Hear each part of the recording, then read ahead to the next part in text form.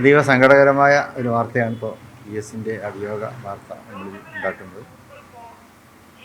നമ്മുടെയൊക്കെ കാലഘട്ടത്തിൽ ജീവിച്ച ശക്തനായ ഒരു കമ്മ്യൂണിസ്റ്റ് നേതാവായിരുന്നല്ലോ അദ്ദേഹം.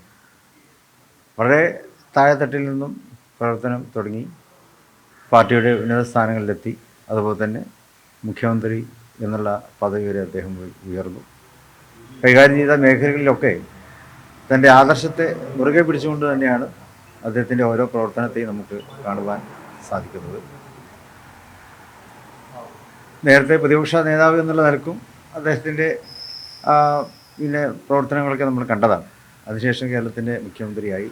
ആ സന്ദർഭങ്ങളിലൊക്കെ തന്നെ സാധാരണക്കാരോട് വളരെ ചേർന്ന് നിന്ന രീതിയിലുള്ള ഒരു പ്രവർത്തനങ്ങളായിരുന്നു അദ്ദേഹത്തിൽ നമുക്ക് കാണുവാൻ കഴിഞ്ഞത്.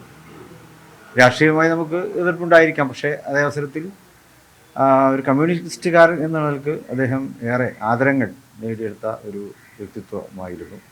ഇന്നത്തെ കാലഘട്ടത്തിൽ നമുക്ക് പരിചിതമല്ലാത്ത ഒരു കമ്മ്യൂണിസ്റ്റുകാരൻ എന്ന രീതിയിൽ തന്നെയാണ് അദ്ദേഹത്തെ നമുക്ക് വിലയിരുത്തുവാൻ സാധിക്കുന്നത്.